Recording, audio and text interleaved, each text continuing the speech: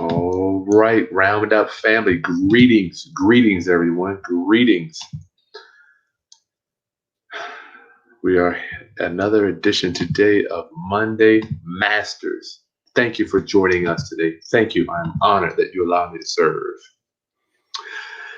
Monday Masters. This is Chris Haskins with the Real Estate Roundup.com. Greetings.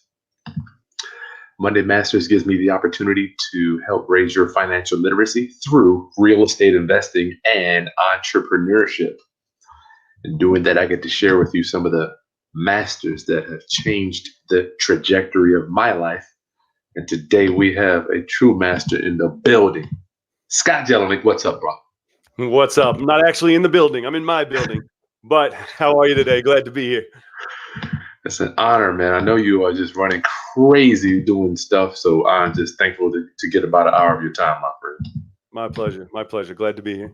Yeah.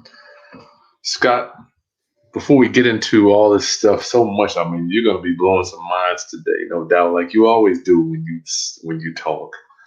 But just give us a 40,000-foot view of who you are. Give us a little background about you, my friend.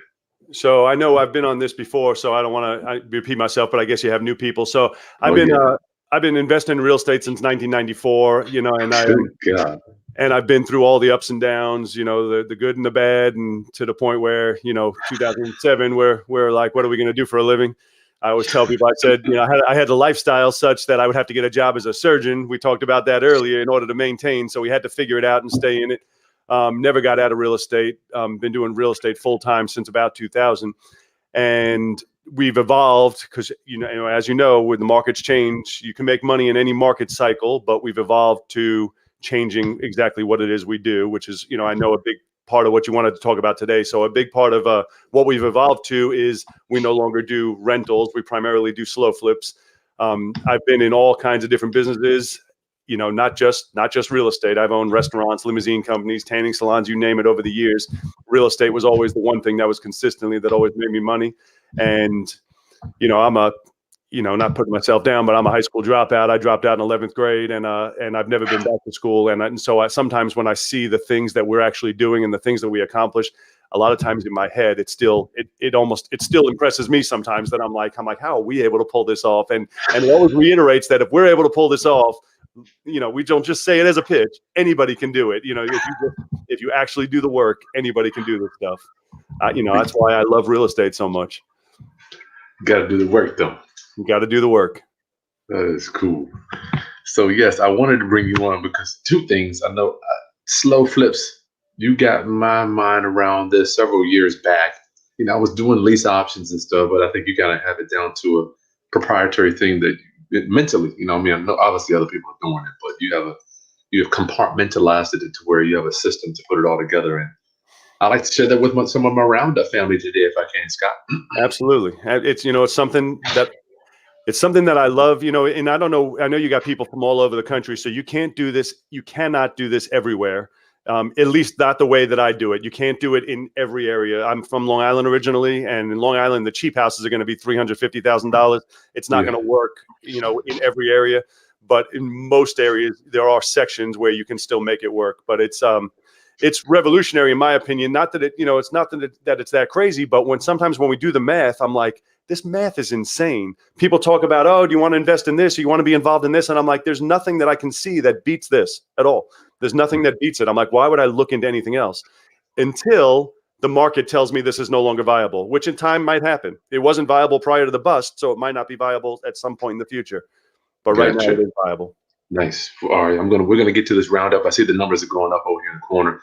Roundup family, what we do on Monday Masters, Scott and I will go back and forth for his keynote for about 30 minutes, and then we'll get to some Q&A. Make sure get your questions in. Scott's been doing this since the 1990s. One of my mentors, so he has agreed to come on with me today. I promise you're not gonna be able to get this dude on the phone if you try to call him. He doesn't take calls. So he's going to answer your questions today. Today, only get your questions in the box over there. Scott, would you care to share very quickly about some of the other businesses that you've done? I know you said some of the stuff is in your book too. Outside of real estate, you mean? Yeah, and what brought you back to it, saying, you know what, real estate? Okay, so I'll tell you. Yeah, we got a minute to talk, so I'll tell you about it. Yeah. So I started off, my very first business I ever had was landscaping, and that's a lot of people's first business because all you need is a lawnmower and some hustle. So that was it. I didn't have a real business. I'd knock on doors and mow lawns, and I sold my landscaping company for a whopping $5,000, and I used that as a down payment to buy a limousine. And that was my first limousine business with no knowledge of limousine companies. I just knew, hey, get a limo. I ran a classified ad back then. And I eventually got up to a lot of limos. But when I started, I had one limo. I kept it in my driveway. Then I got two. Then I finally got an office. I got to about 14 limos. After I was in business for a couple of years, I finally bought a book from Entrepreneur Magazine, How to Start a Limousine Company.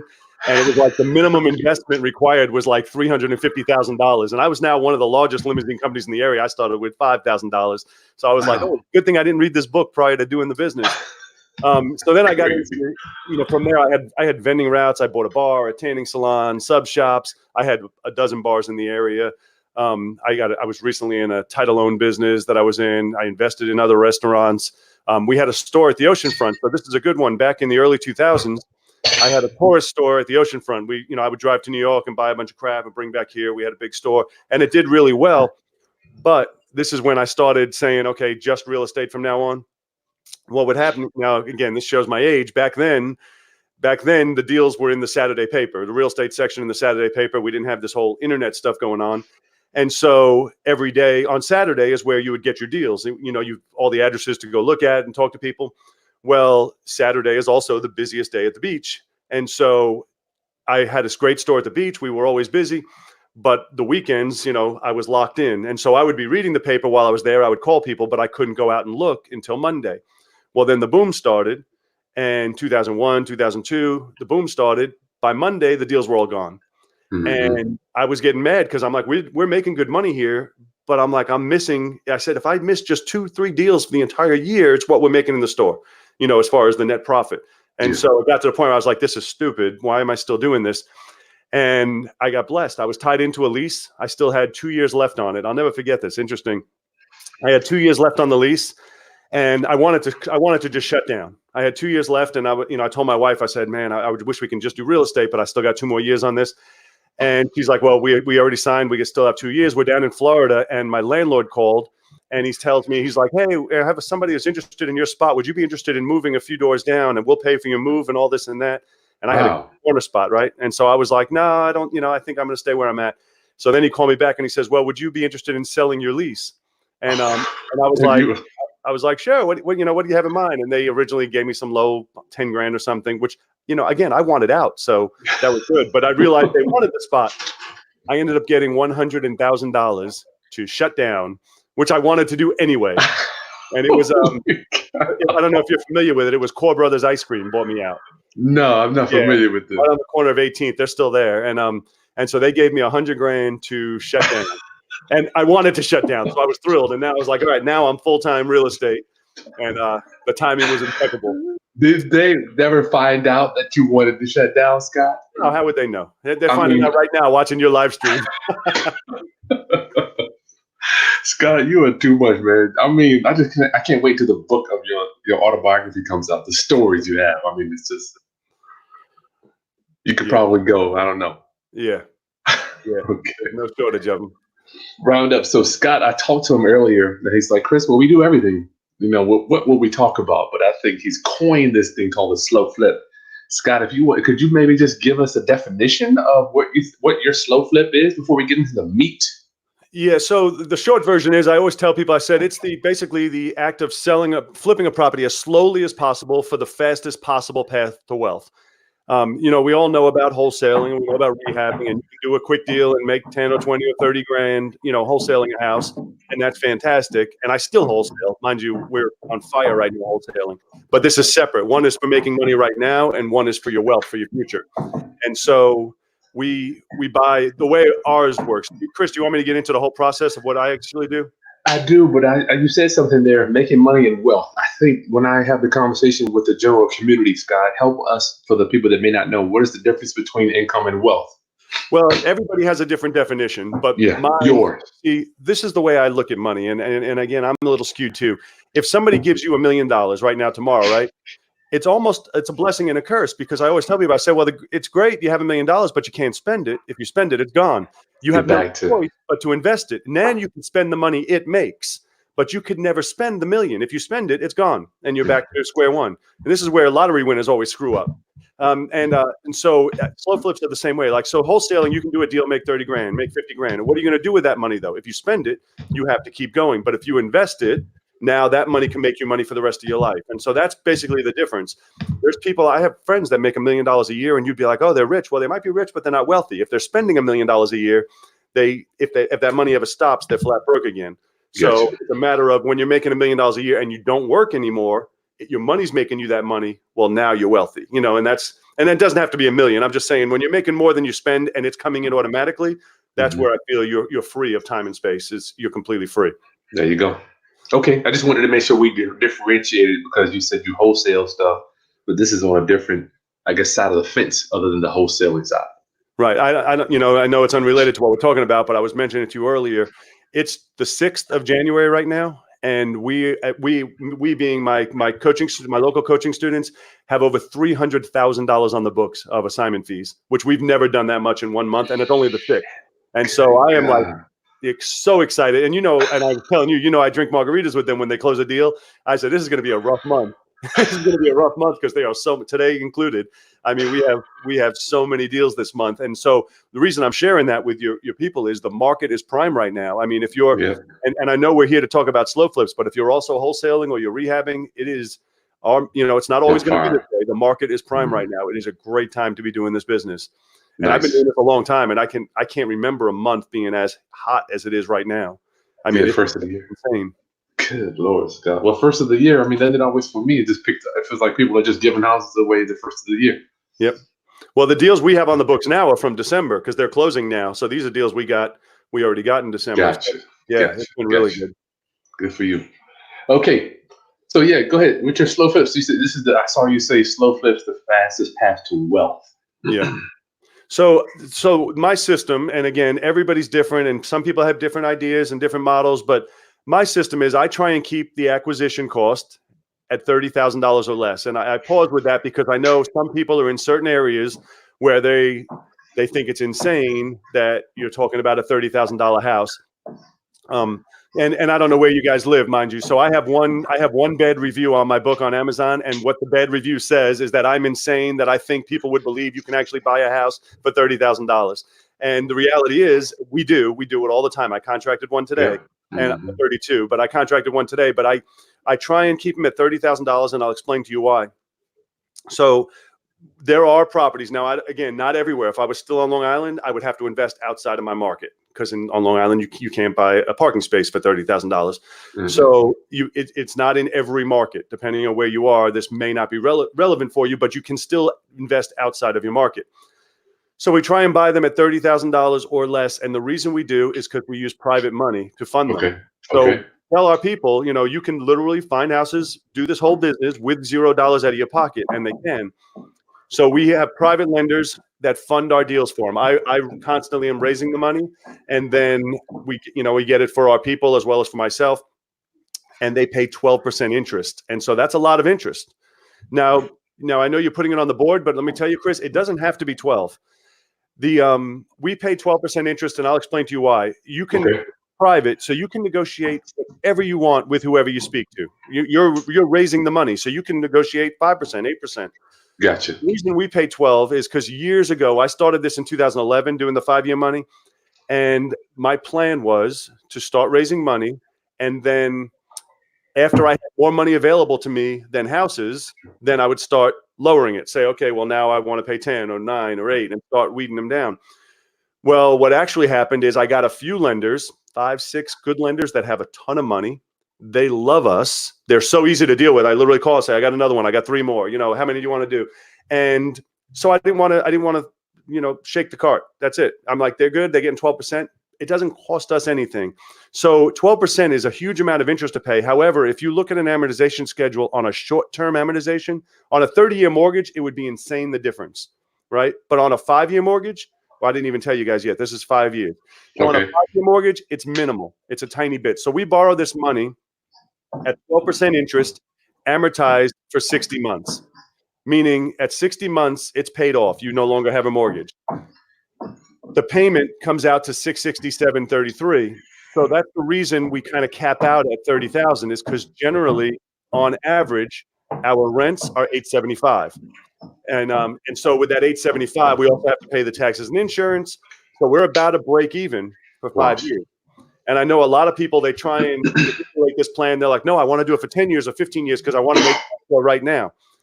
I get it. However, if you can just suffer for 5 years, you can be free forever. That's, it's one of those things. Be hard on yourself. If you can suffer for just 5 short years, you're gonna do it anyway. But if you can prepare and plan on suffering for 5 short years, then you can be free forever. And so that's the first half of it. The second half of it is once we close on it, we immediately sell them with long-term owner financing. So on average, we sell them for $89,000. There's occasionally a $69,000. Occasionally, there's $149,000 in there. But on average, they sell for about $89,000. We sell them with long-term owner financing, a full 30-year mortgage. We on average get $3,000 down. Sometimes it's $5,000, but on average we get $3,000, and average get $875 a month. But our $875 a month is for 30 years. Our $667 is for 5 years. So I don't know if it's hard to speak and I can't see you guys. I can't see your faces, but I don't know if you guys all got that. But we're buying it on a 5-year mortgage and we're selling it on a 30-year mortgage, and that's where the magic is. For 5 years, we're not really collecting much of anything. The 61st month, it's 100% yours, and it's yours forever. So the other side to that is maintenance. For those of you who have rentals, maintenance will eat you alive. Maintenance will get you out of this business so fast, you'll be like, I don't know how they talk me into it.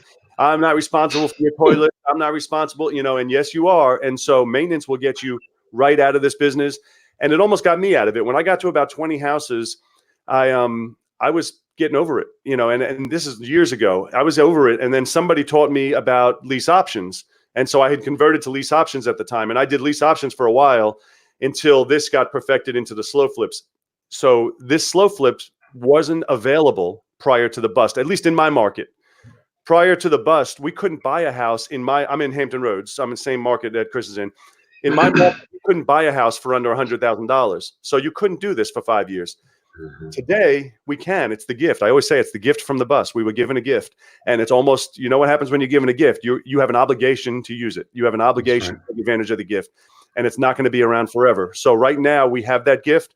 And so we bust our asses to get as many as we can. I have 2 people, 2 local people that just in 1 year, one of them did 12 and one has 10. And we have a bunch of people that have 3, 4, 5, but 2 people that led the pack this year. One of them got 12 slow flips in 1 year and one got 10 in 1 year. And that's insane. Think about it. 5 years go by. 5 years go by and you have an income for the rest of your life. On average, about 60 grand a year for the rest of your life. Just from that one thing you did 1 year. 20 years from now, you're still going to be getting paid from it. And it's kind of insane. That is so cool. Scott here, what some of the things that got my senses going off, and I have to remind as we go in, people are joining Roundup family. I'm hanging out with Scot Jelinek today, master of slow flips, talking about how he's building wealth over time the fastest way. Get your questions in the box so Scott can answer them at the end of our Q&A. Scott, I want you to kind of stay in the framework of we don't buy the way we sell. We don't buy the way we sell. Kind of frame that up for people that may not understand the concept. So we buy, first off, we have to buy at a discount. Regardless, I know if you guys listen to a lot of people, and to be honest, I don't even know if you teach this, Chris. A lot of people say, oh, if you get good terms, we'll still buy at full price. I do not. I used to. 2005, Scott was a whole different person. But now I'm like, nope, I will only buy if I'm getting it at a discount. So you have to buy way below market, which is, I'm sure he's taught you how to find the deals and, how we do marketing.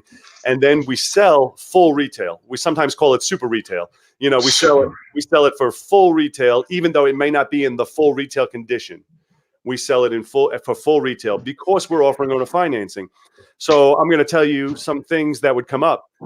A tenant, we call them tenant buyers. If a tenant buyer was to say, well, you're asking $89,000 for it. I see there's a foreclosure right up the road for 40 grand. My answer to that is, well, I would buy that one. That's a way better deal. Well, they want cash for that one. Well, then I would buy mine. And that's it. I don't have to justify anything. if you tell me you found a better deal, I say, well, I would go buy that one. And then they generally will be like, yeah, but that one you have to pay cash for. I said, well, then I would buy mine. Mine's financing. And so, the short answer, I always say, we don't sell the house, we sell the financing. The house comes with it. And kind of the way it is. We sell the financing, the house comes with it. So stay there. Tell me about that, Scott. What do you mean by because obviously I'm trying to beat it in my coaching clients as well. Stop doing repairs. Stop doing, help us get over that, Scott. So you buy a house. I contracted one today. Well, actually, the one I got today is in good condition, but a lot of times I contract them and they're kind of deplorable. I've gotten houses with no kitchens in them, no kitchens, and you're like, well, what are you going to do with that? So my answer, and this is really important to remember, these are 2 words, really important words to remember. My answer always, when people ask about the condition, well, what about the kitchen? What about the hole in, here? What about the garbage all over the floor? My answer is always the same. You're lucky. You're lucky we didn't do it yet, because once we do, it's not going to be $3,000 down. It's probably going to be $15,000 down. And I know you can get it done a lot cheaper than that. You're lucky we didn't clean it up yet. You're lucky we didn't mow the lawn. You're lucky we did nothing, because now it's only $3,000 for you to get in. And if I was to get it all done, I have to pass that along to you. And I'm sure you can get it done a lot cheaper than we can. Wow. And generally they're like, no, don't do anything. My kids will paint it. We'll clean it up. My cousin's a contractor. Don't worry about it. Don't do anything. Because I let them know, if we do it, you're paying for it anyway. So I say, you're lucky to do anything yet. Now, I have used the line, we're going to have to charge you for a Scott things to do, but I have to use that. You're lucky. I love that one, man. Good gracious. Because basically you're telling them, listen, you're getting a discount. The repairs is the reason you're getting the discount for the down payment. That's why you're getting in for $3,000, because I didn't renovate it. If I renovated it, basically I'm not going to be out the money. You're going to pay that much down. So do you not have this problem with your coaching clients regarding doing repairs? For me, it's like, I feel like it's almost like in their spirit that they want to paint it or they want to make it look pretty. It's almost like just a thing. I have beat them down. We are all in slow flip mode. They do not do anything. Maybe I have 1 or 2 guys who said, I'm going to put a new roof on, and they'll do that, even though it's against what I would do. But sometimes people want to hug and love their house and embrace it. But most of my people, I have people that don't even see the houses, just like I do, because I'll tell you the way it goes. So if say I have a guy that wants a house, right, and he finally finds one, well, I line him up with the funding, so he doesn't have to do anything with that. And then I line him up with someone to fill it. And then I have somebody who also does handling court and the eviction if the person doesn't pay, and then we fill it again. So they don't do anything. I have people that have full-time jobs, and they just have to agree they want them. That's it. Agree you want to buy houses, and then we take care of 90% of everything else. So it goes pretty easy for them. I see. The key is, like you said, about wanting to do repairs. You can't be emotionally attached to a house. I strictly look at houses as cash flow machines. They're ATM machines. It's not personal. I don't want to love my houses. I don't want to go back 20 years and hug them. It's strictly to produce cash for you. That's it. Nice. It's not about actually loving your house. The people who move into them, they love them. I wish I can show you some videos I have. I mean, I have houses. I have a house I paid $17,000 for, and it was a little bit rough. And I got it actually it was on Priya. And it's funny because people were commenting, making fun of the guy for what he was selling it for. And I said, oh, you still have it? I went out and looked at it. And he was asking 19. I think I got it for 17. And it's a decent house, but it was in rough shape. Well, I sold it to a contractor who I've sold several to. And it is brand new now. I mean, when I say brand new windows, brand new floors, brand new plumbing, bathrooms, granite countertops, cabinets, all on his dime. I have $17,000 into it. He owes me for 30 years. So, and he does them as rentals. He's got 3 or 4 from us now, and he completely renovates them. He's a contractor. He completely renovates them and then keeps them as rentals. And what does it do for me? $17,000 into this house. And I'm like, and it's in beautiful brand new house now, so. Holy cow. An interesting business. I drive around sometimes. Just yesterday, I was driving by. I'm trying to remember which one I saw, and I was as I'm driving, and I'm like, God, I love to see that. One of my houses, I saw they were putting carpet in as I was driving, and I saw the guys outside cutting the carpet, and I was like, oh, I'd love to see that. They're carpeting my house. It's their house, they have the pride. I don't have the pride of ownership. They have the pride of ownership. What got you out of the thing? Because I feel like I have this conversation over and over and over and over about the repairs. Because I kind of followed you. You helped me get out of that. What got you out of doing repairs, Scott, or got out of the business? I don't know if did I ever tell you this already? So in 2011, I have a lot of rentals. I don't know if I told you guys. So I have 113 now, slow flips. Back then I had in the mid 80s, but in 2011, from June to September, I was looking through my QuickBooks, and I had spent about $250,000 in turnovers, maintenance, renovation, whatever I had to do. And I remember looking at my QuickBooks in September, and I was like, that's it. No more. We're not doing any more repairs. I said, I don't know how we're doing it, but I'm not doing this anymore. This is ridiculous. I'm throwing all this money away. We don't get it back. You fix it up, they destroy it. You fix it, they destroy it. And so I said, I don't know how we're doing it, but no more repairs right now. Stop. We're not doing any more repairs. And that was it. And we never did. And then we figured out how to do it. From that point, first thing, most important thing, decide, right? With anything you're going to do. I decided I'm not doing repairs anymore. Then figure out how we're going to do it. And that's what we did. I said, I'm not doing repairs anymore. This is stupid. I'm literally felt like I was throwing money in the garbage. Wow. And so that's, that's where it evolved from. And I said, that's it. We're coming up with another way. And the free and clear thing, and I know, I ramble on, so stop me if I've told you this. You could. The free and clear thing stemmed from the boom and bust. Prior to the bust, I was, like everyone else still teaches today, leverage, everybody loves their BRRRR method, buy, rehab, refinance, repeat. Everybody loves that. And that's all great. And it all makes sense on paper until it doesn't. And the reality is, I always call it the great rental myth. And basically the BRRRR method fits right into what I call the great rental myth. And that is what everyone teaches. You buy a property and it cash flows $300 a month, $200 a month, and you only have $5,000 into it and you're making a 50% return, or the calculations they give you are always fantastic. But they don't calculate for they never calculate for when you have somebody in there not paying you and now they're suing you and you can't evict them for 4 months. They don't calculate all the different things that come with it, right? They never calculate the down market because it never happened before we had 2007. So they always talk about, like, if you have $100,000, you could buy one house for $100,000, or you could buy 10 houses with $10,000 each, right? You've heard it before. And if the market went up 10%, with the cash model, you made a 10% profit. With the leverage model, you made 100% profit. And that's how they get you into it. It's sexy. And you're like, man, that's way better. I'm going to do that. What they don't talk about is if the market goes down 10%. With the cash model, you still have 90 grand. And with the leverage model, you have zero. But furthermore, what they don't talk about is if the market went down 40%. Well, with the cash model, you still have a house worth 60 grand. And with the leverage model, you now owe 90 grand each on houses that are only worth 60 grand. So you're upside down 30 grand in 10 houses. Well, nobody ever talks about that, but I lived through it. So, and I lost a lot. I didn't tell you all that part of the story. So I used to have a lot of houses separate from the ones I have now, and I lost a lot of them during the bust because I followed that model. Well, ever since I recovered from the bust, my whole philosophy has changed to debt free. So I don't want mortgages anymore. But how could you buy houses without mortgages? And so I agree. Some people are like, well, you're an idiot. You can't buy houses without mortgages. I agree. Unless you have millions of dollars, you're going to have to get mortgages. But my philosophy is, yes, you have to get them, but we pay them off as quickly as possible, which is why I do the 5 years. So that's my whole thing is, yes, you have to get a mortgage. Unless you have $10 million, you're going to have to get mortgages. However, you don't have to make your $200-300 a month. Everything goes to principal till it's paid off. Everything. So let me tell you the second part of that myth. And Chris, I'm sorry for rambling on you. But the second part of that is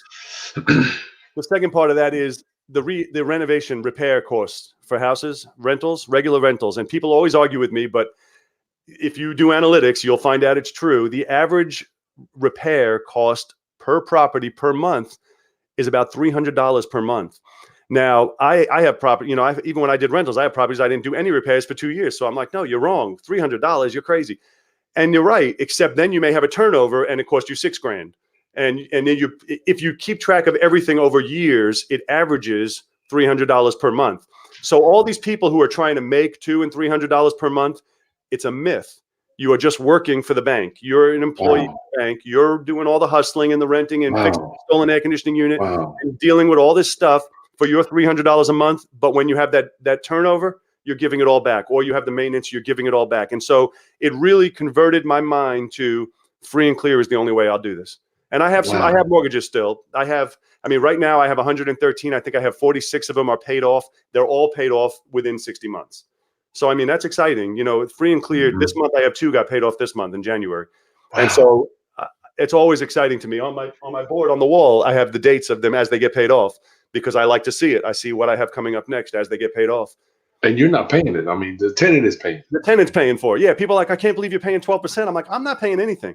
I bought the house. I have $0 into it. The tenant puts them. I get to keep their down payment, and they make the payment till they pay it off, and then they pay me for the next 25 years if the same tenant stayed. But there's always turnover. The average length of stay in America, you guys probably already know this, is 5.5 years before people move. So one objection I get to this business is people say, oh, but I love my houses. I don't want to sell them. What if everybody buys them? I'm not going to have any houses left. So listen, you're buying a house for 30 grand, you're selling it for 90. If they buy them, you applaud yourself and buy 3 more with that money. Come on. People are like, oh, what if they buy them? No, you let them buy them. And then you're happy. You did exactly what you wanted to do. And so it's nothing to worry about if somebody actually bought them. I had people tell me they don't want to do this because they're afraid people will buy their houses. I'm like, okay. I've had that same. I was going to get to this, Scott. How do we help people get? I think it's just a mental thing. I mean, how do we help them get over that? I'm like, why do you care? The reality is, you have to realize what you're in business for. I'm strictly, and this may sound harsh, but I'm in business to make money. I'm in business for cash flow. I'm not in business to say how many houses I have. I'm not in business to go out and gloat and hug my houses. I'm in business to get a check every month. That's it. I'm in business to make money. And if you're clear on what your business is, then you're not going to worry about that. Wow. But if you think, oh, but I just want to have X amount of houses, or then you're going to be like, well, I don't want to take a chance on losing those houses. But listen, if you buy wholesale and you sell retail, I will do it all day long. Wow. So we got repairs. Let's talk about this down payment, Scott. I know some people might be wondering, where does that down payment go? Because you still have a loan on the property. Tell us about that. So that goes in, what do they call it? HIP National Bank? HIP National. Yeah. Okay. Yeah, it's your money. So when it's not a option fee, like when you lease option, technically you're supposed to hold that money. That's their money. Well, no, on an option fee, it's a fee. I'm sorry, it's a fee. You can spend it. When it's a security deposit, you're supposed to hold the money. With this is a down payment. It's your money from the day they hand it to you. It's your money. It's spendable. It's yours. So we generally get $3 grand to $5 grand down, and from the day they give it to you, that money's yours. Now I advise people. This is where it gets tricky, especially if you don't have a lot of money and you borrowed the full amount. I advise people not to spend the money and to leave it in your bank account, because you still have 60 payments. And if you don't get it filled the first month, you don't want to have to come out of pocket. Or if 6 months later, turnover, you don't want to have to come out of pocket. So I always tell people, if you'll leave that $3 grand in the account, now, if a year from now that person moves out, it's not going to stress on you. If you spend it all now, then all of a sudden a year from now you have an issue. Now all of a sudden you're going to hate these properties because you have to go hustle up money to pay for this mortgage. So if you just save it until it's paid off. Gotcha. My personal opinion anyway. I try and deal low stress. I love that about you, brother. I mean, even in the book you talk about not living debt free. We'll get to that in a minute, but you say you don't do lease options, Scott. How are you selling these houses for retail for round-uppers that don't contract for deed? Some places call them land contracts. Some places call them contract for deed. So there's all kinds of people do different things with them. I do a full 30-year mortgage. So I know when I started learning about contracts for deeds, and I had some friends doing them, they were doing like 1 year, 2 year, 3 year balloons. And I didn't like it at all. And I didn't like their thoughts either. They were like, well, if they can't buy it, then I get to resell it and get the down payment all over again. I'm like, yeah, but now you have it vacant in between. You have to deal with it. Basically, it's a job again. I just want the check every month. And so I said, no, I'm going to do it full 30 years. And that's why our properties go, because if they're calling on several people in the business, several properties, and all of the rest of them have some trickiness to them. Oh, yeah, 3 years, and then you got to pay it off. Or you got a year, and then you got a balloon payment. Mine, and I love telling people this, I said, as long as you make your payment on time, you will never hear from us again. And in 30 years, the house is yours. That's it. You don't make any more payment. And so it's a good deal for them, and it's a good deal for us. And let me tell you about I know I ramble, Chris, I'm telling you. Go, man, go. From a buyer's perspective. And I can't see you guys, so I'm trying to pick what you're thinking and answer it. So from a buyer's perspective. They're going to put the questions in, Scott. Go ahead. You may be thinking, well, aren't you taking advantage of them, right? Aren't you taking advantage of them? You bought the house for 30, you're selling it for 89. Aren't they getting screwed? Aren't they getting a bad deal? And the reality is absolutely not. And I know how it sounds that way, but I did a video recently with the guy who renovated my house, and I said I want to do a video from the buyer's perspective because he has several from us. And for him, and you got to think about it from their perspective, it's the opportunity of a lifetime. And let me tell you why. They have to pay to stay somewhere anyway. Somewhere. So they're either going to pay rent, and in the end they own nothing, or they're going to do my program, and at the end they own a house. The amount that we charge monthly is relatively the same. So in the end, you have to pay to live somewhere. You're either paying to live at a place you're going to own or paying for a place that you're not. And what about the cost? They say, oh yeah, but you only bought it for 30 grand and you're selling it for 89. Well, they can buy it for 32 if they had the cash or if they had the knowledge. You know, it's not just a clever saying, knowledge is power. What it really is. I'll tell you a story about a specific girl. I have a girl. Well, I don't have her anymore. She left finally, but she was with me since 2006. She was buying a house from me, and then she got married. Long story. Her mortgage fell through, so she ended up buying one of my slow flips from me. Right back then, I was doing a different program. I was doing on a land contract. Well, I mean, on a lease option. Well, anyway, she stayed with me for 6 years in the first one. I have a 5-year mortgage. She stayed for 6 years, so she paid for the entire house for me, and then some.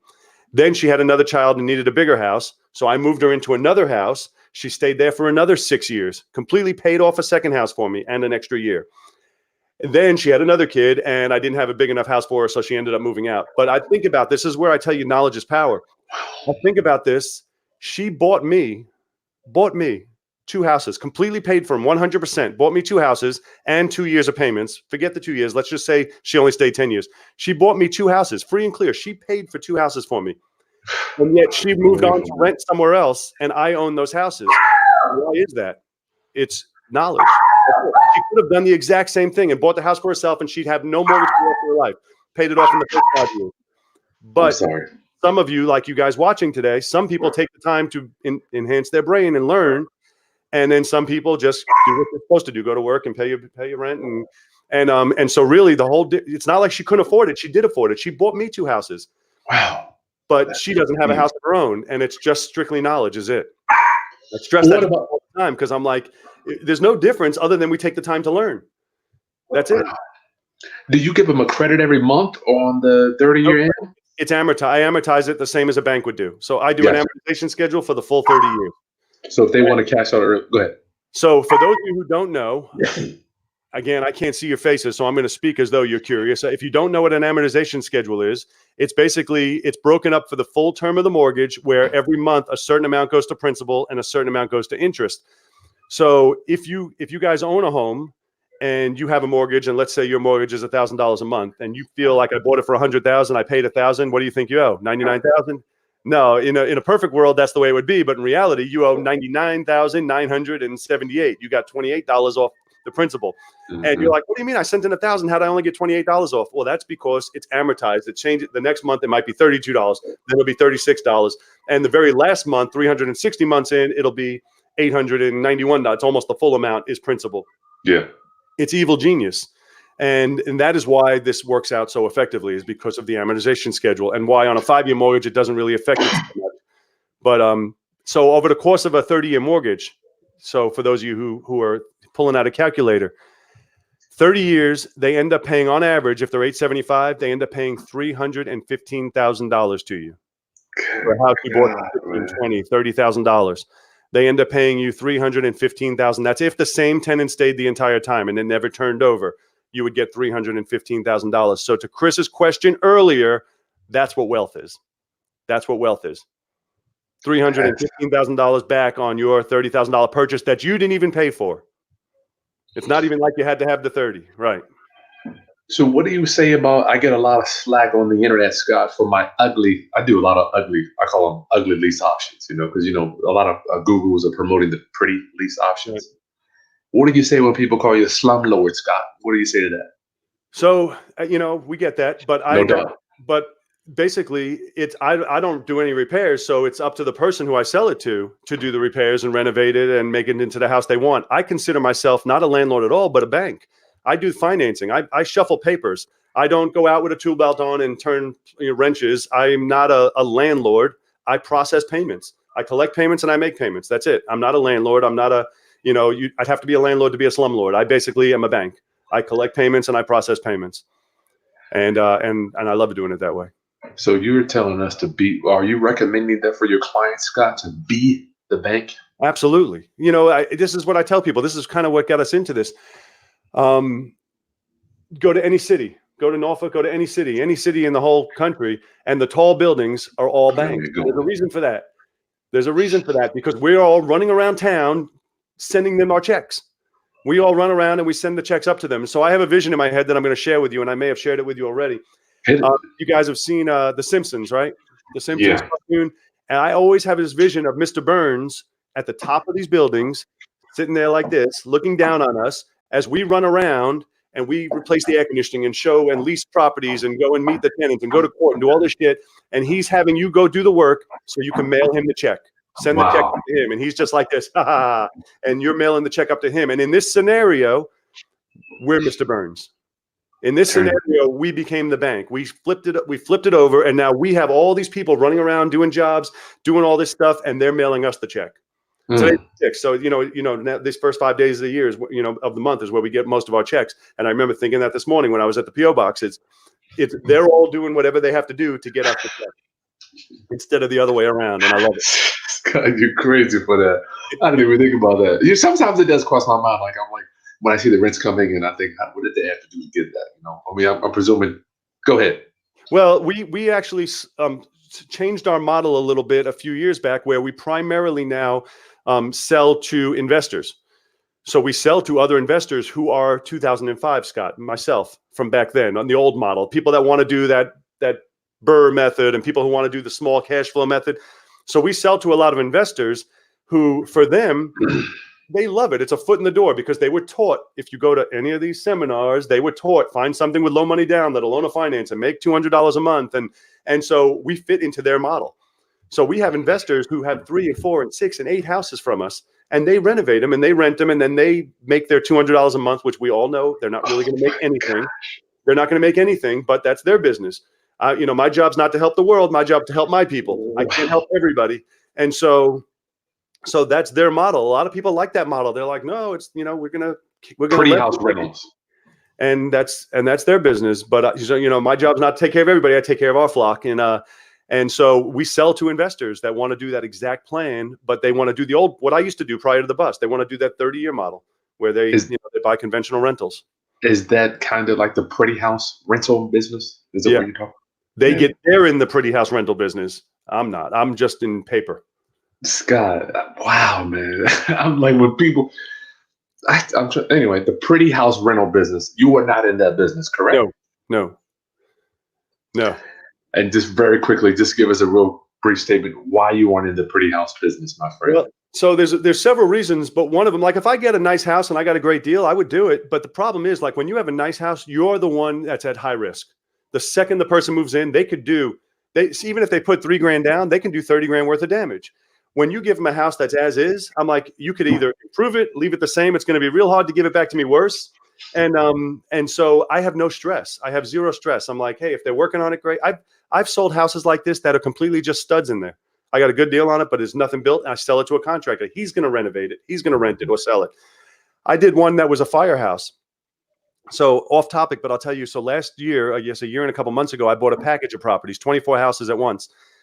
Well, I did not thoroughly do proper due diligence. I knew the guy I bought them from, and so I drove by them. Most of them were occupied, some were not. Well, after we closed on them, I found out one of them had fire damage, like a serious fire damage inside. I was a little mad about it, but I was like, it's my own fault. I should have inspected more thoroughly. I got a really good deal. I think I paid $21,000 each for them for the 24, so it was a really good deal. And I said, even if I throw this house away, if I throw it away, it was still a really good deal. That puts me at like 22 grand each, and it was still a good deal. Well, while we're there, we still put up our sign, still ran an ad for it. And lo and behold, we still got a contractor to take it. And it's a new house now. He did everything. This was charred inside. It was charred. He did everything. You come by, it's new wood, new roof, new windows. He completely renovated the house. And so, I feel like if I had a nice house, the opposite can happen. I can give them a nice house and they give me back a piece of crap. Mm-hmm. Sometimes I have ones that are in real good shape. And it's funny, and I don't know the reason for it, but I have a theory. But sometimes I'll have like a couple vacancies, and one of them is perfect, and the other ones are crap. And the crap ones always go first, to the point where we joke sometimes, and we're like, we need to go over there and kick holes in the walls. And because I don't know if it's true, but I feel like because it's in such good shape, they start feeling like it's got to be a scam. Why am I getting this deal? Why am I getting this opportunity? The house is so good. Why is it not doing a credit check? And so, but when their houses aren't, they go right away. And so I'm like, I don't want nothing to do with pretty houses. That's just me. If you're just joining us, Roundup family, thank you. I'm hanging out with Scot Jelinek. He's talking about his slow flips. Scott's been in the real estate business since the 1990s. We're going to go back and forth for a few more seconds, and then we'll get to your questions. Put your Q&A questions in the chat box to your left. Is it to your left, Scott, or to your right? To me, it's on my right. It's on your right. Okay, we'll put it on your right then. I'm sorry. Right, Roundup family. Sorry about that. Sometimes it's backwards. Scott, slow flips, stop doing repairs. I have been begging. I had a client last month call me, thank me. He thanked me for doing a lease. He was like, Chris, I should have stopped doing repairs. He had a contractor put $30,000 in one of his too. Like, you finally get it. Let me tell you, when I drive by one recently, and the whole front of the house was dug up. They had a plumbing company out there. You know how they have sometimes you got to replace the plumbing all the way to the meter. Mm-hmm. And I was just driving by and I saw it was going on, and I was like, oh, thank God they're doing it, not me. You know, I remember when I had to do that when I had rentals, and I'm like, thank God someone else has to handle all this. Wow. Did you have a mentor show you this? I'm just trying to think. What made? I mean, I know where the numbers were there, but you didn't just dream this.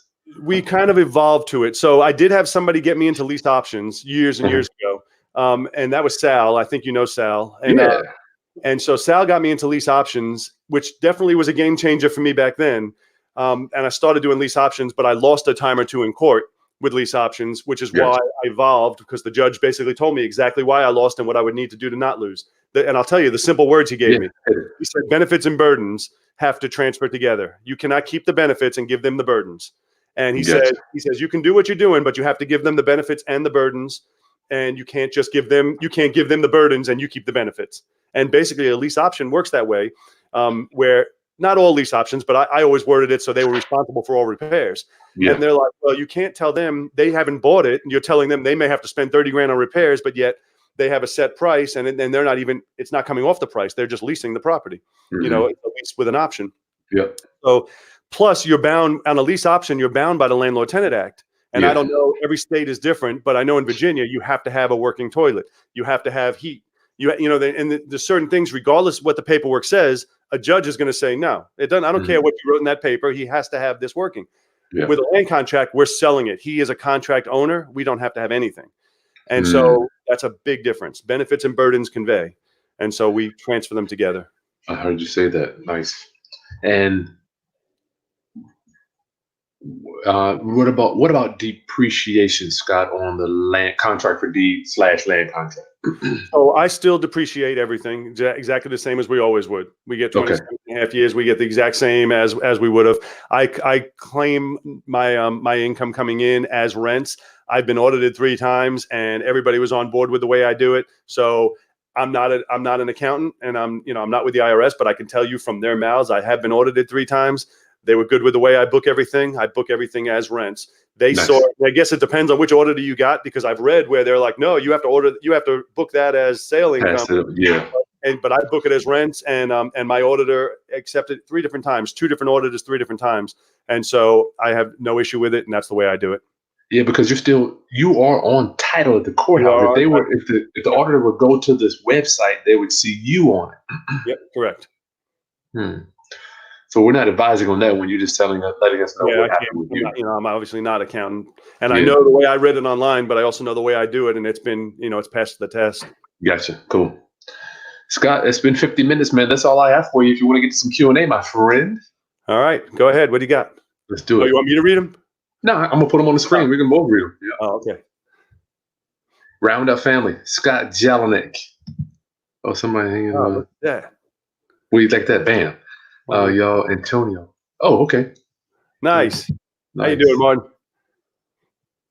A lot of comments. Roundup, get your questions in. Scott is actually one of my mentors, along with Scruggs. He actually knew Scruggs. Yep. So that's a great point. I know why you're reading this. Let me tell you. So who he's talking about is Lonnie Scruggs, and he did more or less this exact business model, which I used to do, but with trailers. Yeah. So I used to do that too years ago.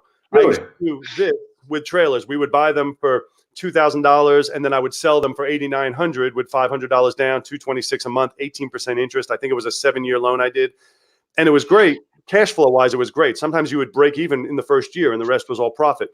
However, there was some downsides to it. I'm not going to get into the whole trailer business now. However, after the bust, we were granted a gift We were given a gift where you can buy houses and do the same program. The same Gotcha. program we used to have to do with trailers because of the numbers. Now we can do it with houses. Gotcha. So Gotcha. it's a blessing from above. It's a gift, and we don't know how long we'll have that gift, but right now we do. You know what? I was going to ask you about permits, Scott. What if somebody does a real whacked up job on a repair and insurance, people getting hurt? Are you liable for that stuff? What did you have in mind with it? Yes and no. So yes, we have insurance on the property, and I have them get their own insurance on the property. I do that for my own peace of mind. I don't have to have a second policy, but I do it just in case something was to happen. If they did whacked out repairs, you're still on the deed, so it would still go against your insurance if, in fact, they didn't have a policy. Gotcha. Good to know. Behind the Lens TV, Scott, do you have a book, and what's the title? It's called Work Just Gets in the Way of Making Money.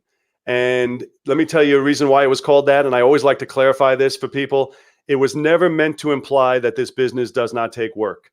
The reason I called it Work Just Gets in the Way of Making Money is because for years, and I'm not counting you guys because you're already obviously actively trying to learn and to do this business or already doing it. But for years, I would have people ask me, can you show me how to do what you're doing? Can you teach me to do it? And I would start to tell them how to do it and start to show them how to do it. And they would almost always respond with, well, that's easy for you. You don't have a job. And I'd always be like, do you hear what you're saying? You're too busy at work to make any money. You're too busy working to make money. And so I always said, someday I'm going to write a book and call it Work Just Gets in the Way of Making Money.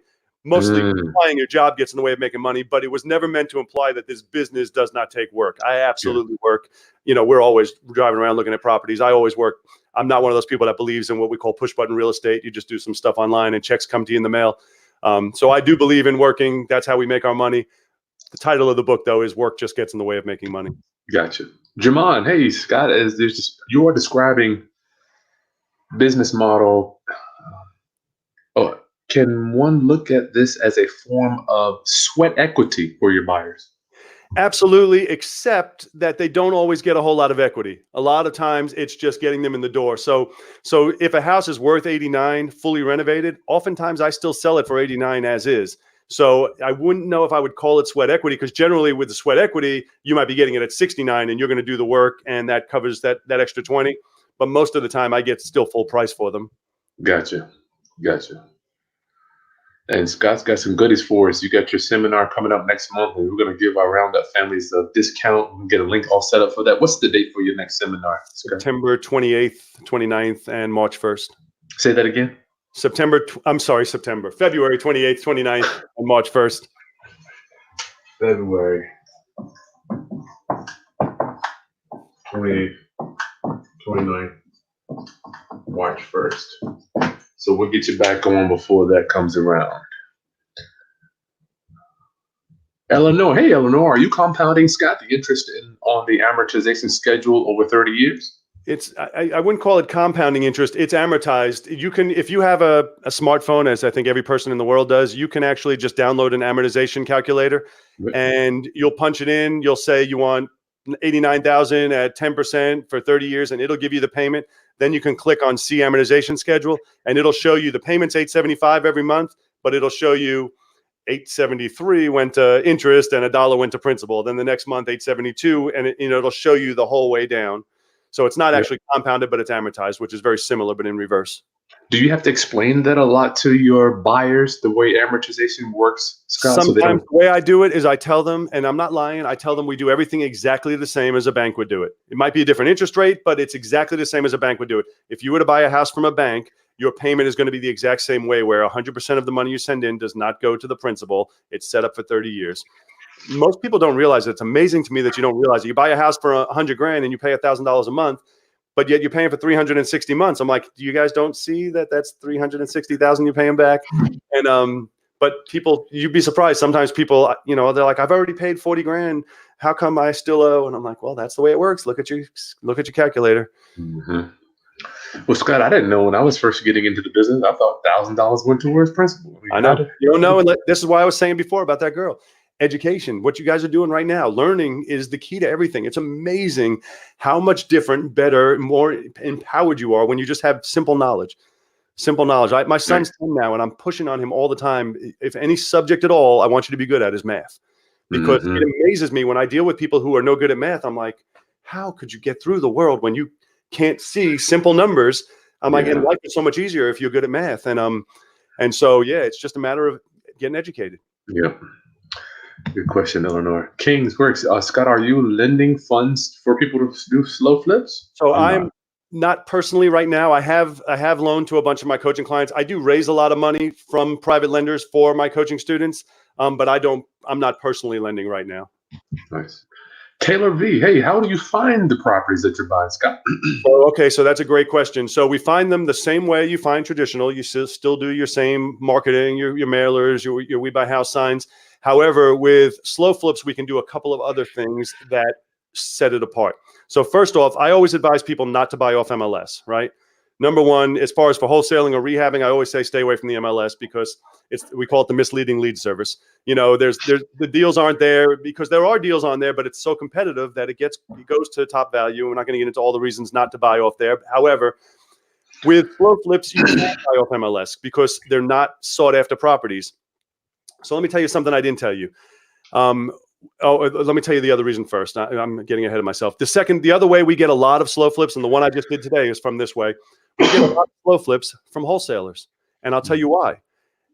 These properties suck for them, for most people. So you get a deal, you get a wholesaler, a normal wholesaler gets a deal. Let me tell you about these properties. We call it real estate purgatory. This is why we get them so cheap. Nobody wants them. A rehabber doesn't want this property because there's no retail sales there. So even if it's 30 grand and you say its value is 89, but there is no retail sales. So what's he going to renovate it? And then it's going to sit on the market and then it's not going to sell. He's going to end up keeping it as a rental in the long term. And now he's got all this money into it. A landlord doesn't want them because it's the lowest rent and the highest headache. You got the lower end tenants are always going to be the highest headache, the highest maintenance, the highest evictions. And yet you're only getting $800-900 a month. So landlords don't want them. So wholesalers get these deals and they can't get rid of them. Except for us, except for not just me, but all the people that are doing the slow flip model. So it's real estate purgatory. So unlike MLS, where I say don't buy off the MLS if you're trying to wholesale or rehab, slow flips you can actually buy. But the majority of them, believe it or not, we get through our own marketing and we get through other wholesalers that are not in our circle that don't know about what it is we do. And you'd be surprised. They get deals and they sit on them for months. And then finally I'll send them a text. Hey, you still got it? And they're like, yeah. And by now they're ready to lower that price. They can't get rid of it. And I'll look at it. I'm like, man, how come you didn't sell this? Any one of my people would have bought this in 10 minutes. But that's my people. The rest of the world out there doesn't want them.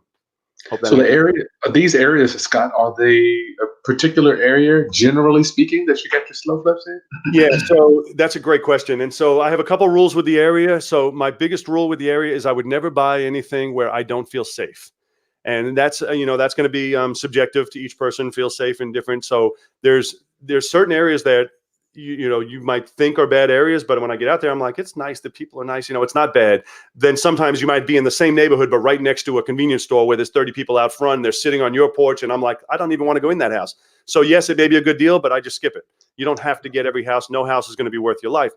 The second thing is I try and only buy houses that are livable. Not all of them are. Sometimes I get a real good deal. Like I said, I had one that was just studs. But I try and have ones that are livable, meaning someone can move into them and do the work and not just have to work on it for months before they can move in. The big key with what makes slow flip neighborhoods work is generally areas where there's no retail sales. So this happens, my area, I'm in Hampton Roads, same as Chris. And in my area, we're pretty much completely recovered from the bust and then some, right? We're completely recovered and then some, but not all areas recovered. Some areas, these houses that I'm talking about for 30 grand, they were going for 119 to 149 in 2004 and 5. And then they plummeted and they never recovered because there's no retail sales there. So that's basically the markets I want are places that never recovered from the bust. That's you. Gotcha. T Early Millionaire, what up? I've learned so much from me. Oh, okay, yeah. What's guys like Scott? Thank you, my friend. King Works. I find plenty of slow flip worthy homes in the 757. How can they find a willing lender, Scott? Yeah, so that's a whole nother class, and we can do it if you want. So we teach on raising private money. We teach on raising private money because that's kind of the whole key to this whole thing.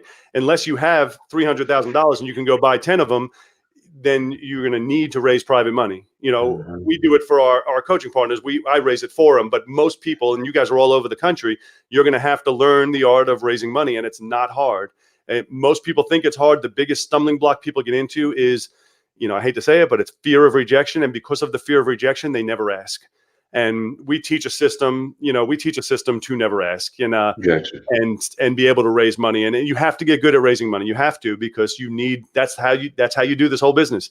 You have to raise money and put them into that program. And people are thrilled to make 12% on their money. They're getting 1% in the bank. They are thrilled. It's backed by real estate. I think it's your posture too, Scott. When I borrow money from people, I'm not coming to them begging for money. Right. I mean, we never ask, we offer. We offer an opportunity. We never ask to borrow. We always offer them an opportunity to make 12%. And that's really the key difference right there. We never ask. If you ask, you're like, oh, please, would you loan me? Instead, we offer. And if you got a second, I'll tell you the next step to that. If you want me to. I want to bring you back on for private money, but go. Okay. So the second part of that is we offer them an opportunity, but we don't offer it to them. So that's really what takes away the fear of rejection. So instead of me saying, hey, Chris, I got a great opportunity for you. If you're interested in making 12%, I would say, Chris, do you by any chance know anybody who might be interested in making 12% on their money? And it's going to be secured by real estate. It's only, for 5 years at 30 grand. Even though I'm pitching Chris, I never ask him ever until he turns to me and he's like, hey, well, what about me? I might be interested. And what do I say then? Well, not you. You're into a whole bunch of other stuff. I'm not talking about you. You got a bunch of stuff going on, but I'm sure people that, are sick of making 1% in the bank and they'd rather make 12%. Until he's like, no, tell me about it. I want to know. Okay, well, now I'm in the power position, and that's where you want to be. So you're not begging. And that's the short version of it. That's how you work with finding the money. Brother Nubian, Scott, what's the first thing someone should do who wants to follow in your footsteps? Wow, it's a big first thing to do. I don't know what the first thing would be, but I can tell you the most important thing. I think Chris and I spoke about this earlier today. The first thing anybody should do when they want to do anything is to decide and make a real decision. This is what I do. This is what I'm going to do.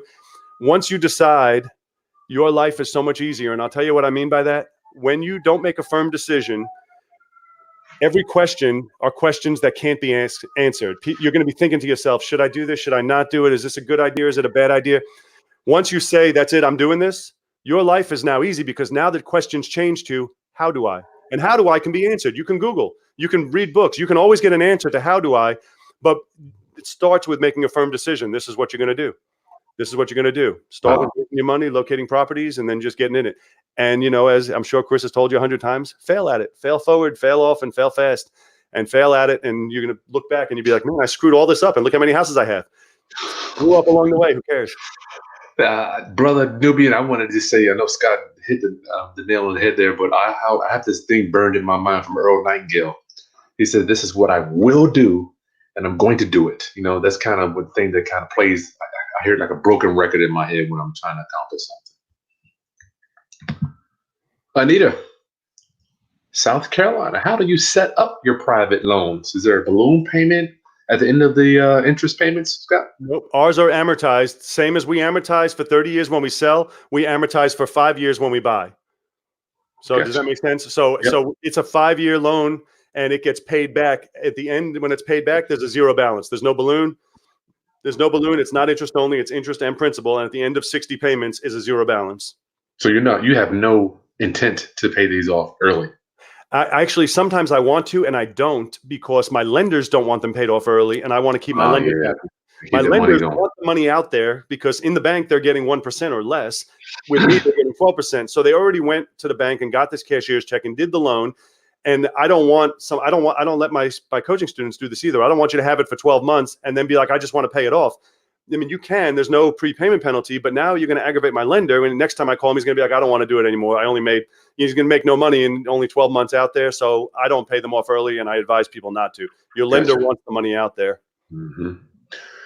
That's a good question. Hey, Frank, what's up, buddy? What is the eviction process? I'm going to take if out and put in when. Yeah. So when they don't pay.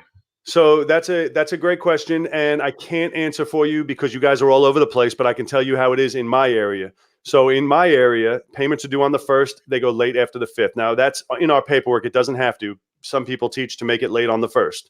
That's up to you. So on the 6th, we send a late notice, and the late notice comes with a 10% late fee. They owed $875. Now they owe $875 plus $87.50. On the 12th, we file for court, and then we give them a $95 administrative fee. So on the 12th, we file for court. Now, once we file, generally it's a good 3 weeks away till we have a court date. And then once we have the court date, if they show up, you know, they get a longer time. I think they're changing the locals now too to give them a longer time anyway. They'll get 10 days. 10 days. So we can even schedule the writ for the eviction. It's gotten longer than it used to be. So now they get a 10 days, and then you schedule the writ, which sometimes the guy can be, oh, come out in a week, and sometimes they're like, it's 3 weeks till we can get out there. 3 weeks. Yeah, 3 and so weeks. that's the process in my area. Every area is different. I know it's already been an hour and 4 minutes, and I know you guys have to go back to work, but I want to tell you one thing I just mentioned that I want to make sure I tell you about. The $95 administrative fee. So I'm a lifelong learner myself. I go to seminars, and I'm always constantly learning. Well, I went to you know, he's a local guy in our area, Jeffrey Taylor.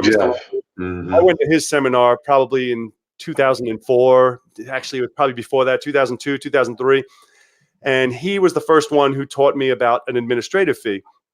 And I think his was only like $25 or something, but I upped it. Well, anyway, so that's basically a fee we charge if we have to file for court. Because everybody's like, well, you already got the late fee. Yeah, but the late fee, you paid on the 7th. I didn't have to do anything. I got the late fee. If I have to file for court, we charge a $95 administrative fee. Well, I've been doing this now for 15 years. And let me tell you something. I could have bought a Lamborghini. What I've gotten from that fee, that one thing I got from one seminar, that one little tip, you know, it amounts to massive money over the course of time. And which is why I always tell people, I said, I still love to go to events. You never know. You pick up one little thing, and it's how much that one little thing can amount to over time. Sorry, I mentioned the 95 administrative fee, so I just wanted to cover it. So the 95 is on top of the court fees that you charge.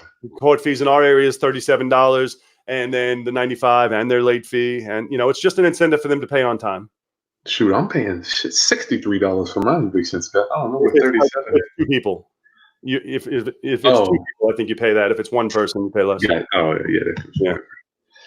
Anthony, hey Anthony, just bought my first real rental property. Should I rent it out first to get my money back out of it, and then lease it, or do a straight lease with an option to buy? Scott.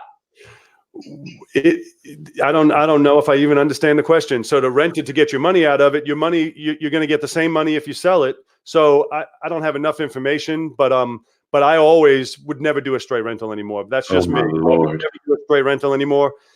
I would either do a lease with option to buy, or B, do a land contract. So I want to mention one other thing, since he mentioned the one he bought, and I don't know how much it was.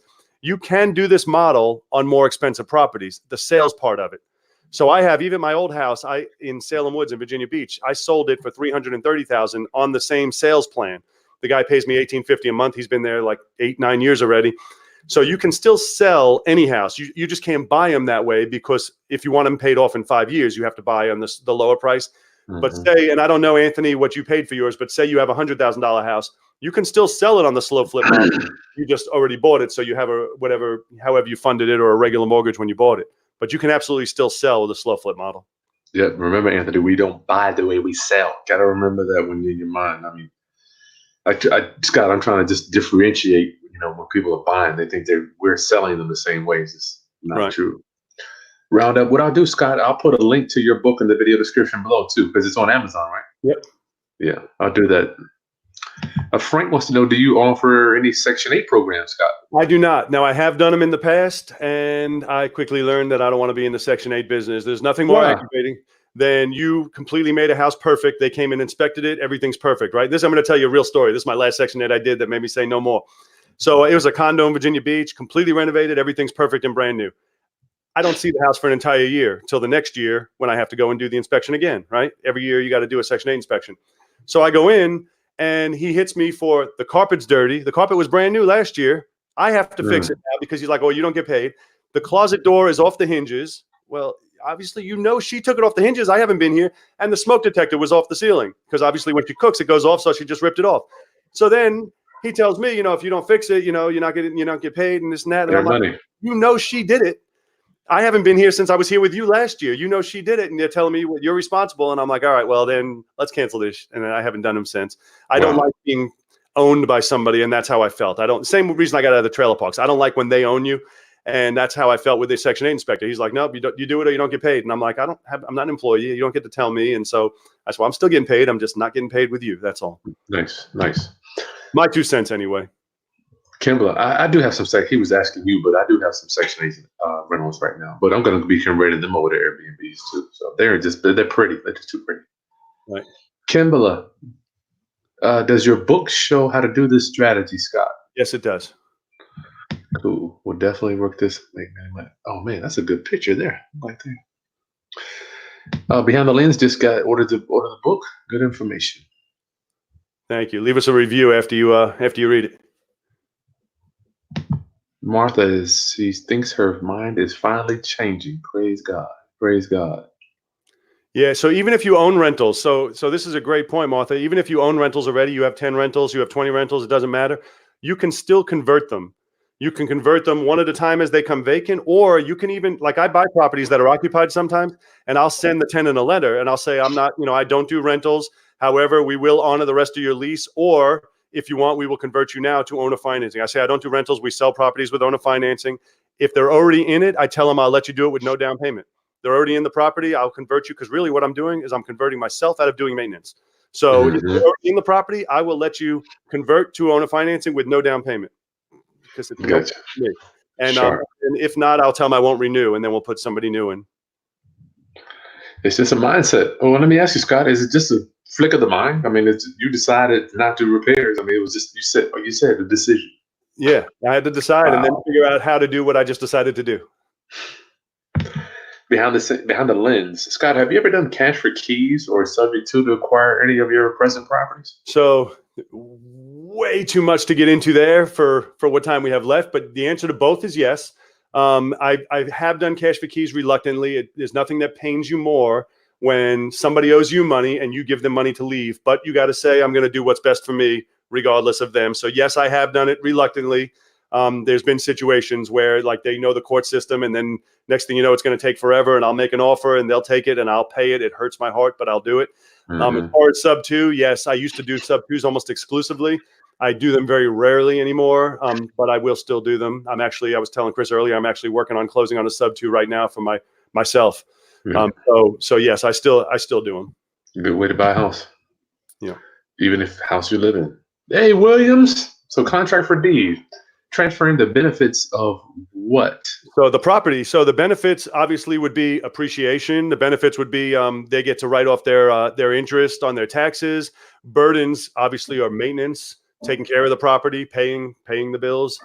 So in any situation, you have benefits and burdens. We just got to make sure they convey it together. So you don't have to do anything. You're just giving them owners. You're giving them, they're the owner of record. Even though you're the one that's on the deed, they are a contract owner. They're the contract owner. So they have all the benefits and burdens of an owner. Gotcha. So sometimes you'll get a letter from the city stating that you have to do a renter's inspection. I get it all the time. They're like, oh, we just saw you don't have a renter's inspection on this. Call us and set a time. And they want $50. It's really just extortion. But anyway, I'll call them and I'll say that property's not a rental. I sold it with owner financing. And they say, okay, thank you very much. That's it. They don't even ask me to send them paperwork. I'm like, oh, why didn't I do that when I had rentals? And yeah, so they don't even ask for anything. That's it. I just tell them. Wow. But you're still, I'm just like, I feel like you're still getting a good deal because you still get to write off the taxes, man. That is cool. Well, and you should. And I'll tell you why. So you get to write them off and they get to write them off. And everybody's like, well, you both can't write them off. And I say, yes, you can. I'm writing off the interest that I pay, and I'm writing off the taxes that I pay. They're writing off the interest that they pay. Does that make sense? Mine is business expense and theirs is a homeowner's deduction, but we both get to write it off. Well, how about the depreciation, though? The depreciation is different. So they do not do the depreciation. I do. You get that. Yeah. That's the still smoking deal, bro. Smoking deal. Taylor, can you slow flip in an expensive market, Scott? So yes, you can sell, but it'd be really tough to pay it off the way we pay them off in the 5-year plan. But you can sell expensive houses on the slow flip program, and you get more down. So I have some friends that do it, and they'll get 20 and 30 grand down on nicer houses. So that's awesome. However, you're pretty much locked into that 30-year model because you can't pay them off in the 5 years. Yeah.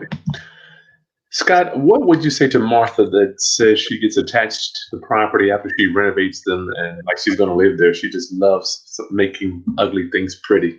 What is your advice going to be? I have a couple answers on that. First of all, if you really love it, well, then keep doing it. Do what you love. Do what you love and be happy. It's not all about money. If you really love it, then do it. However, I have houses I've never even seen. I try never to be attached to the properties. I strictly look at them as numbers. How much am I putting out? How much am I getting back? But if you really do love it, I tell people, I hate when I know landlords 90 years old still mow lawns. You know, and I'm like, I don't do anything. I always say, pay people for what they do. You know, don't be cheap. Pay people for what they do. However, if you love mowing lawns, well, then go mow lawns. But don't do it because you don't want to spend the $50. You know what I mean? So if you really love it, Martha, then keep doing what you're doing. If you enjoy it and and it fills your heart and you love it, then keep doing it. Good advice. Good advice. Wow. We went over the evictions. It's the same for same exact from renting. Conventional rental. Yep. Al, hey Al. So do you use a land trust on selling on a land? Are you buying a trust, selling on a land contract? That's a good question. So I do not. I buy in an LLC and I sell on a land contract. I believe you buy in trust, right, Chris? Yeah, we buy in trust. Right. So yes. Huh? Go ahead, Scott. I was saying I don't buy in trust. Sub twos I would buy in a trust, but I don't buy in trust. But I believe Chris buys everything in trust. Yeah, well, it's just one layer. The LLC is the owner of the trust. Right. To be honest, it's something I should probably be doing. It just never came across yet. I haven't actually. I've never started to do it. It's something I probably should do. Yep.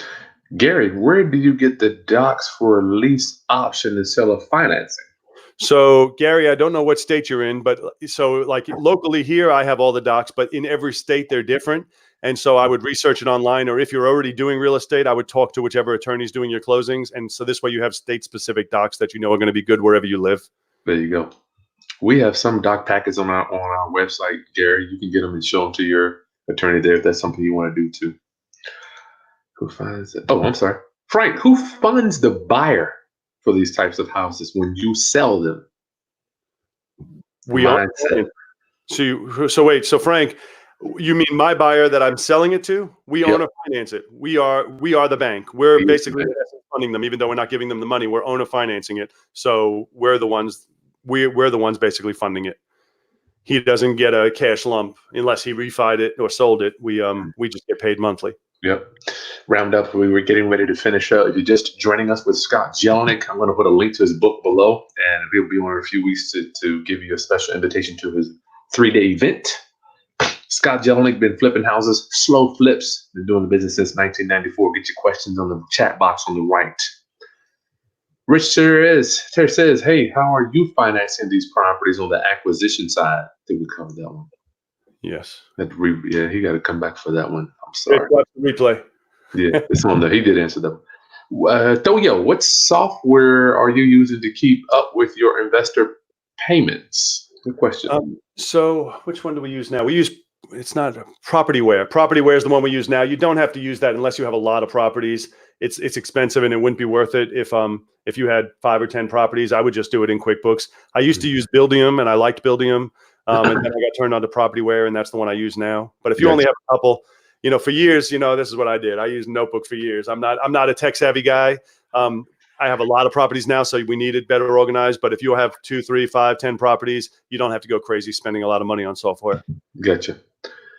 Janine, what are the hottest areas to owner finance? She's in New York. So I'm one of those people. Not everybody's this way. Now you're in New York, so you would have to invest out of your market. So I believe in investing locally when you can. And so I literally stay just in the 7 cities of Hampton Roads. Our market is fantastic. There are markets like Ohio is a good example, right? Where Ohio has a ton of cheap houses. And we get people from our area all the time and they get seduced by the prices, look at them and get seduced by the prices. And then they buy rentals there. The challenge is they're not deals. They're cheap. Yes, but that's what they're worth. Right. And so a lot of times they get suckered into deals that are not deals at all. And they just get excited. You look at it. It's beautiful. It's only 50 grand, 30 grand, whatever, but it's only worth 30 grand. So my thing is when we buy these houses, I want a house that's worth 60, 70, 80 grand that I'm buying for 30. Does that make sense? Mm-hmm. I don't want to just buy it because it's cheap. I want to buy it because it's a good deal and it's cheap, fits into our model. And so as far as if you're from out of town, I love our model. There's a lot of areas in Florida that work. There's Georgia, mostly up and down the East Coast where it works. I know people that are doing it in Delaware.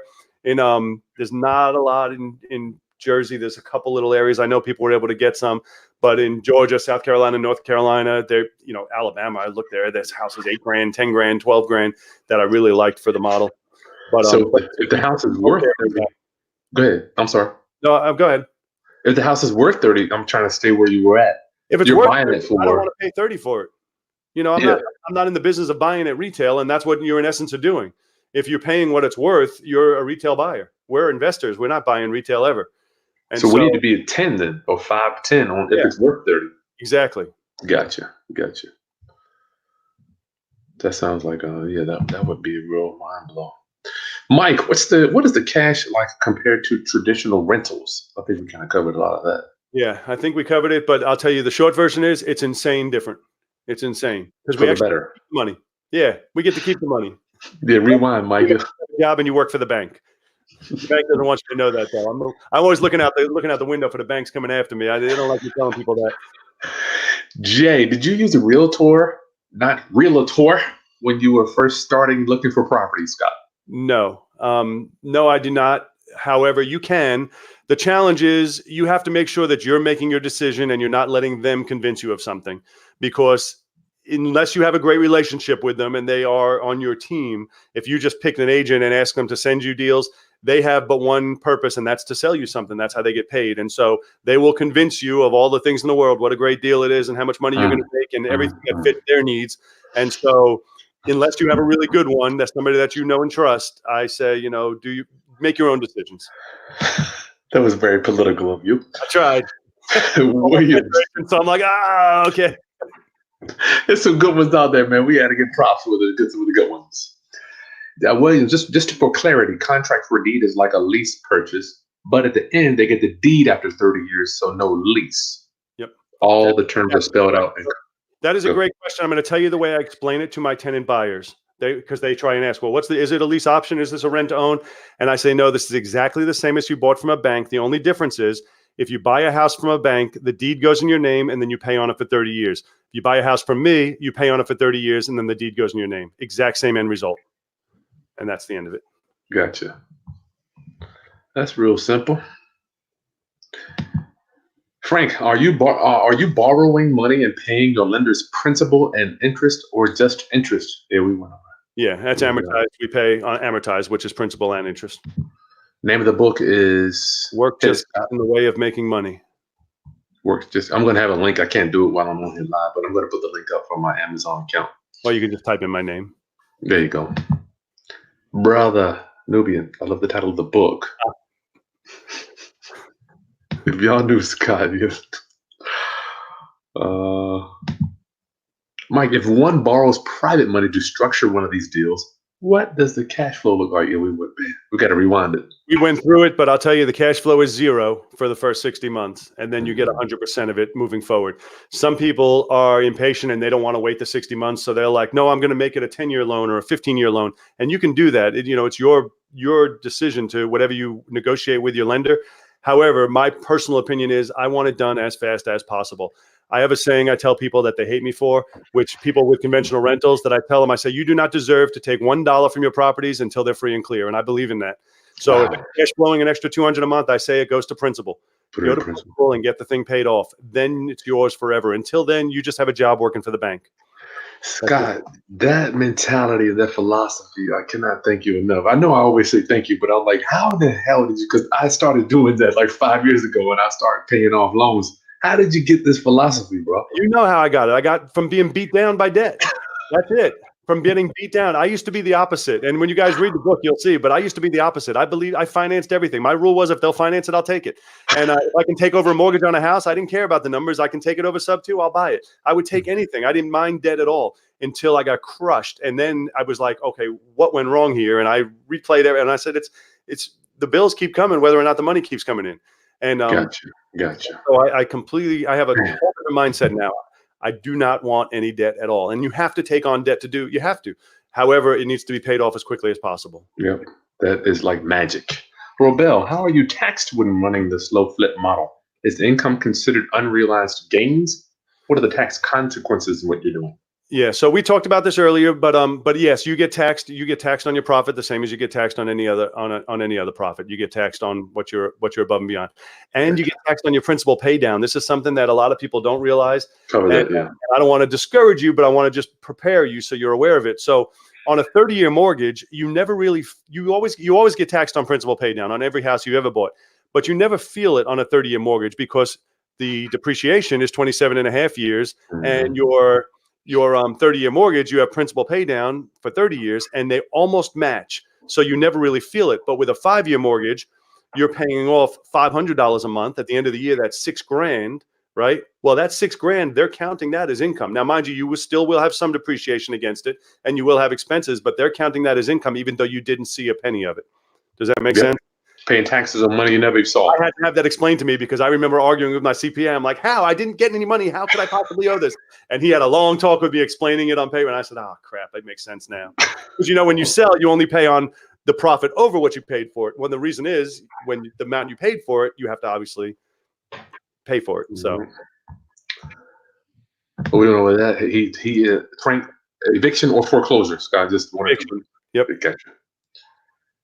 Mike works gets in the way of making money. That's right. Al, how do you evict with contract for deed? We just want that one. In my state anyway, regular eviction. BX Press, how do you see the mobile home market in Michigan? I don't know. I don't know either. Sorry. Are we getting a link for the book? Yes, I'm going to put it in at the end unless you want to go ahead. I only make like 20 cents.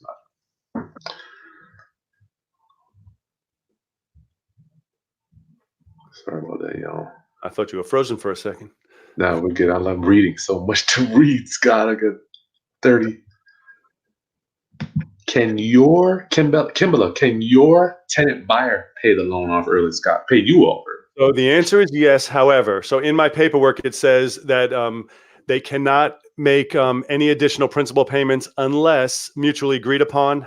However, they can pay the full balance off anytime. There's no prepayment penalty. They can pay the full balance off, but I don't want them paying an extra $100 a month or $200 a month, and I'll tell you why. I don't have. So if you have a mortgage, let's start here. If you have a mortgage, it's great benefit to you to pay an extra $200, whatever you could pay extra a month towards your mortgage. It'll save you tons of years and money. However, when they pay me an extra $100, it just goes to next month's payment since I don't have that same bank software. So if they owe me $875 and they give me $975, thinking it's going to principal, and I tell them it's just going to go to next month's payment. So you might as well keep the money in your own bank account. If you want to pay off the full balance, absolutely. I welcome it. I'll come in on Sunday for that. Out of 10, Scott, how many people want or even reach out to you to pay additional principal a month? Well, I tell them during our initial signing that I can't take it. So, okay. So you already prepped them. It's in the paperwork. So I tell them I can't take it. All right. Jay, who's doing the repairs on the property while they are paying it off? They are. It's their property. Yeah. Frank, do you believe in leveraging your money for bigger deals like apartment buildings, Scott? So possibly in time, not right now. Right now, the apartment business is booming right now, and it's way overheated. Not that there's anything wrong with that. I have friends that are just crushing it in that business. But I'm one of those people. I'm like, stay in your lane. What we're doing is crushing it, and I'm like, so you ever heard? I'm sure you have of shiny object syndrome. Yep. There's a million ways to make $1 million, and so my answer is always choose one. There's a million ways to make $1 million. Choose one and do it well.